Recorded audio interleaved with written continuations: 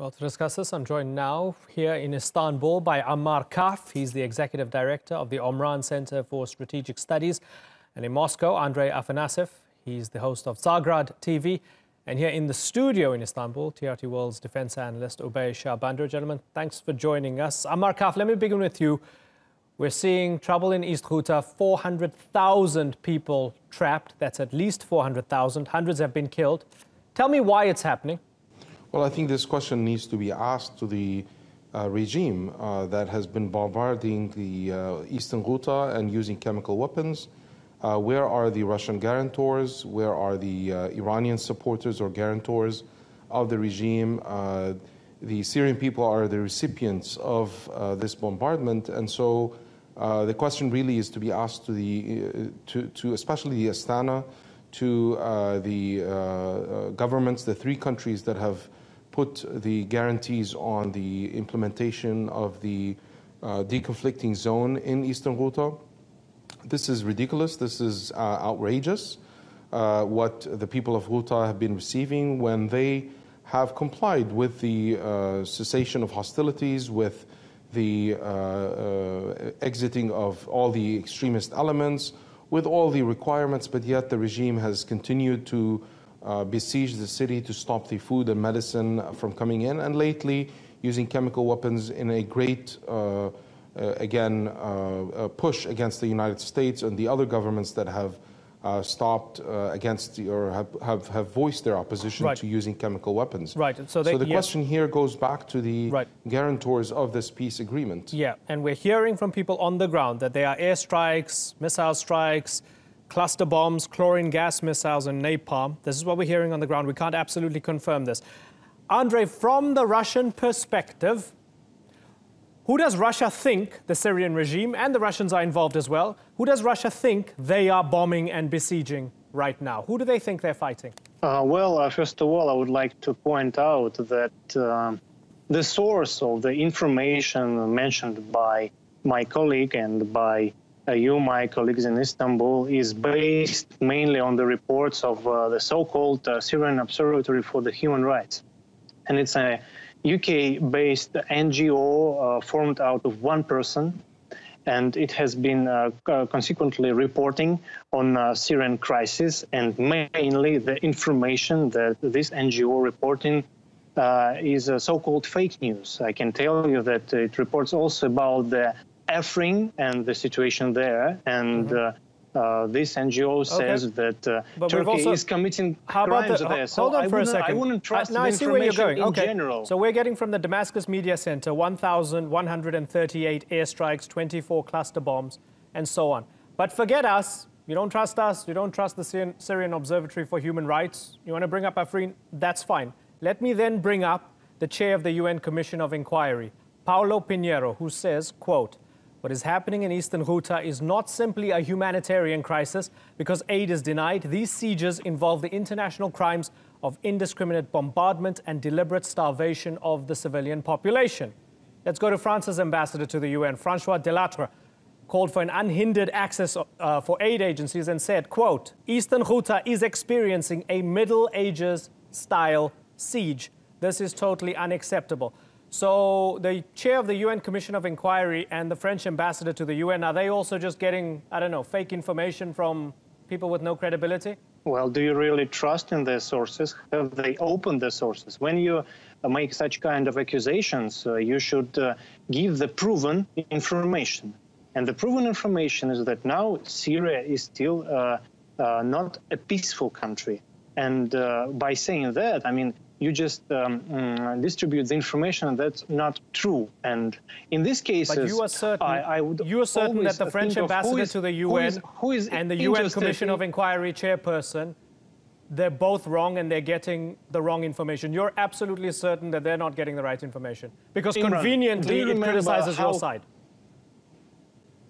Imran, my dear colleague and friend, do you remember how Mr. Colin Powell was having he was at the UN Security Council and he held that thing. I've heard this before from you and I've heard it from other Russian guests as well. I'm going to be hearing this story until doomsday.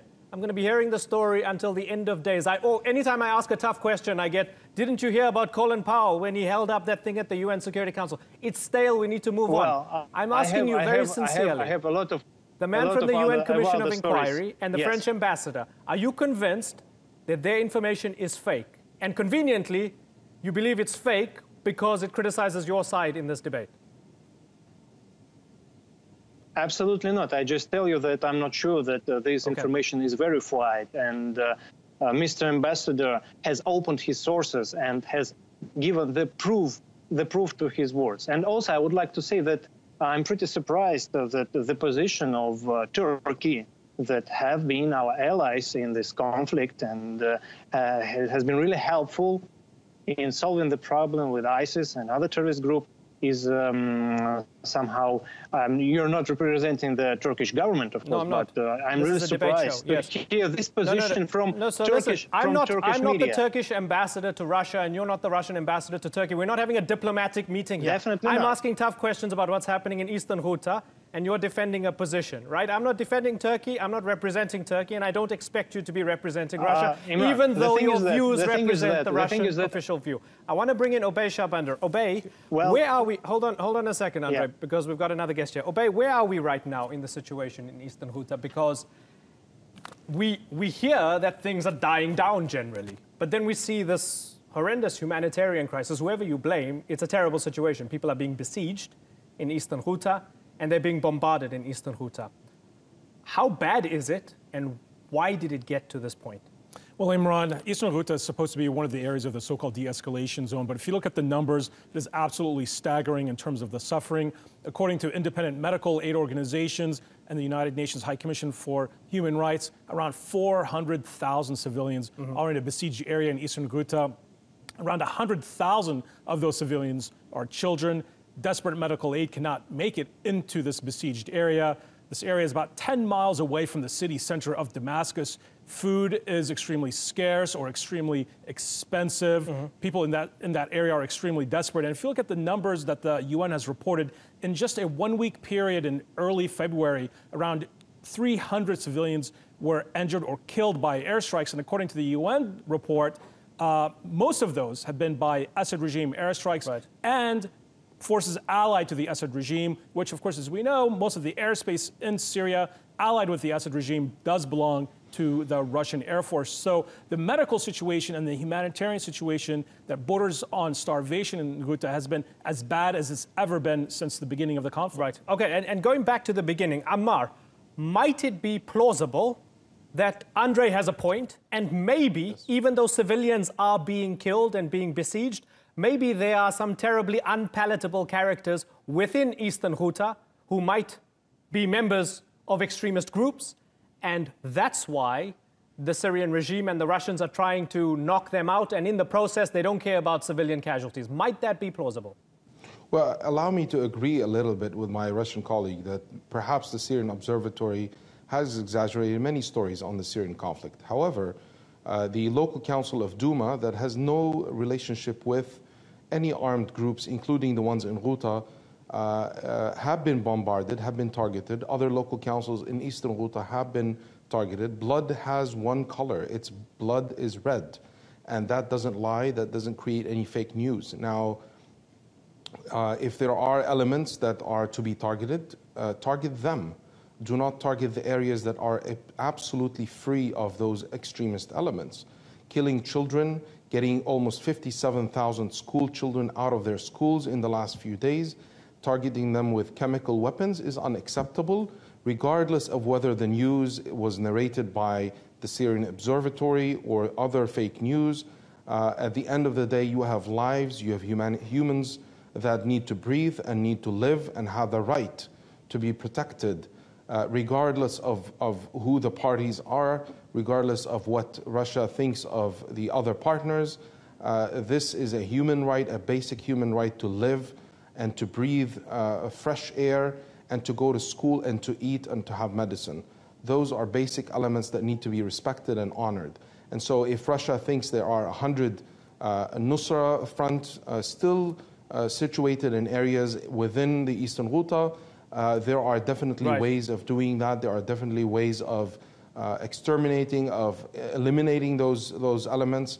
But this is not how to go about it. And if the regime is using the airspace with the acknowledgement of the Russians, and I mean, perhaps the Russians are unwilling to admit that they are incapable and they are out of any leverage over the regime. If they are, then we are really in a very bad situation. Yeah, Vasily Nebenzia saying, the Russian permanent representative to the UN, saying, we would like to see a ceasefire, the end of the war, but the terrorists, I'm not sure, are in agreement. Let me ask you, Andrey, do you not believe that the situation is that bad on the ground? Or do you think, yes, it is bad, but that the Syrian regime and Russia are right in targeting these people because they are terrorists? Which one is it? Is it not happening, or is it happening, but they're killing bad people? Imran, I'm a professional journalist, and I trust sources and verified information. So that's the only way to understand what's happening there. And as you know, in any military conflict in any country, both sides of the conflict will use information as an instrument to leverage and to put pressure on each other. So that's the only way to know what's happening there is actually going there. And I invite all of you, my colleagues, to have this panel there in Eastern Ghouta or in Damascus. So in this case, we will be able to have the most precise information about what's happening there. Otherwise, if we are using, I mean, Turkish journalists, Russian journalists will be using Western media, quoting some NGOs. You'd agree. It's not journalism. But even with Eastern Ghouta, we've seen, in a way, we've seen this before with Eastern Ghouta when there were reports that these people in 2013 were gassed by Bashar al Assad. The Russian perspective was they were not gassed by Bashar al Assad. You could have a UN inquiry, you could have as much evidence to fill up all the mountains of the earth, but that perspective would stay the same because it will say, no, it's the Western media that's saying that chemical weapons were used. This is fake news. So you're saying you're relying on evidence, but I mean, when we look at the track record, evidence doesn't seem to change these positions, does it, Andrey? Well, we rely only on sources and on common sense and on sanity. So before, as you know, in law schools, they teach that before accusing someone of something, you must, first of all, think about the motives. So what are the motives of official Damascus to bomb his own citizens with chemical weapons, knowing that after that, all the rest of the world I mean, I don't have the time to psychoanalyze Bashar al Assad. I don't know why 400,000 people were killed. I have no idea. But it happens. As you said, war is ugly, war is terrible. Bashar al Assad. Okay, fair enough. You don't believe he has the motive. War is terrible, definitely. 7 years on, you don't believe he has the motive. That's fine. I will believe it. Okay. I will believe sources and verified information. Okay, I will believe verified information. We seem to disagree on this, but fair enough. All I'm saying is I can't psychoanalyze Bashar al Assad. Obey Shahbander, big picture. We have Idlib in the northwest. We have Eastern Ghouta near Damascus. There's trouble. We have Afrin in the north. We have Turkey's Operation Olive Branch. There's still a fight against Daesh on the Iraqi border. All of these things happening is whatever semblance of calm that we had beforehand in Syria unraveling now because we have multiple pockets of conflicts that are connected but not connected as well. Well, the geopolitical situation has been as complex as it's ever been, despite the gathering of the major countries in the region to try to de-escalate the situation, to reach a political settlement. Syria today is further than it's ever been. We still have remnants of Daesh in the far parts of eastern Syria.